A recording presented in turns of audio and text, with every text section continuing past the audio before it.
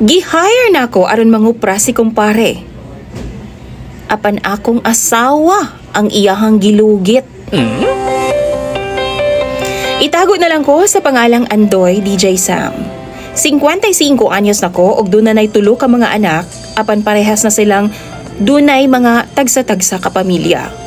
50 anyos ko dihang namatay ang akong unang asawa, DJ Sam, tungod sa sakit sa baga nga TB.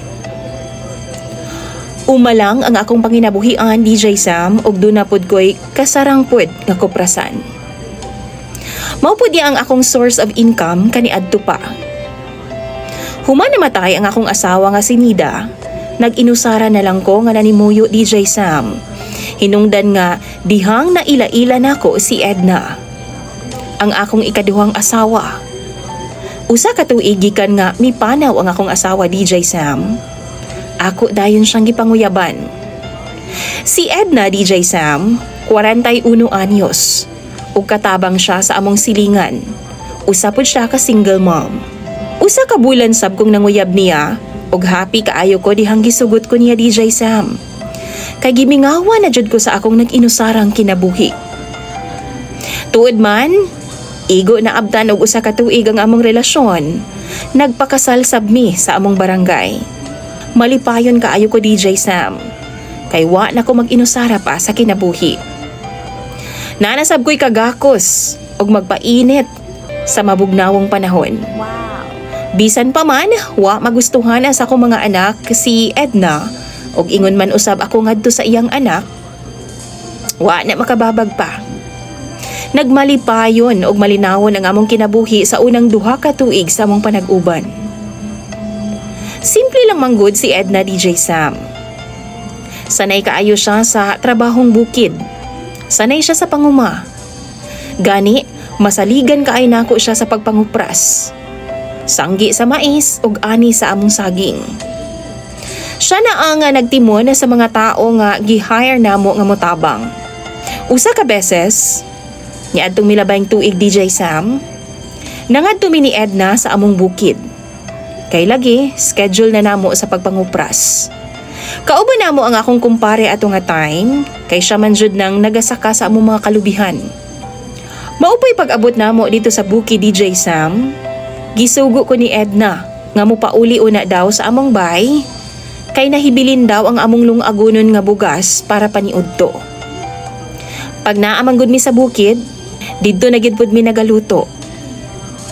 Mao to, mipauli una ako sa mua mga 30 minuto sab nga baklayon. Apan sa tunga-tunga sa akong pagbaklay, DJ Sam, nibalik ko. Kay nakalimot di ay ko nga naa sa akong asawa ang susi. Naa sa iyahang bag. Og di ko makasud sa among bay kung wa to. Mga pila ka metros, DJ Sam, doon ako'y nadunggan nga palak-palak nga anaa sa tunga sa kakawan. Sabayan pa og hinay-hinay nga ungol.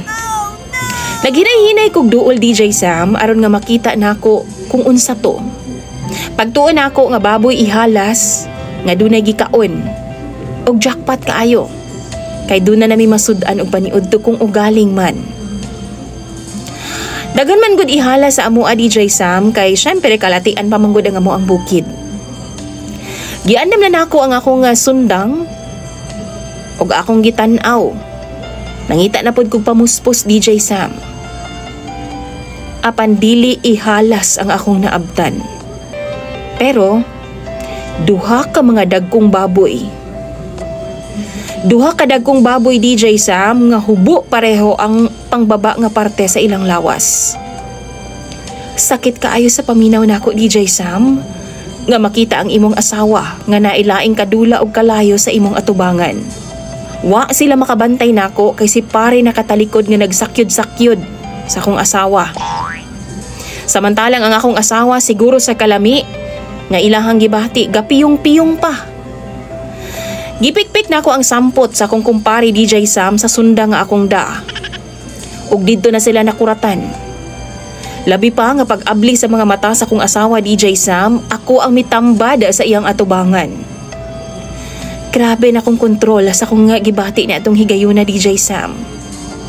Giihapan ako sila og kalima aron mutaka sa akong atubangan. Kay basin og dili ko makapugong sa akong kaugalingon.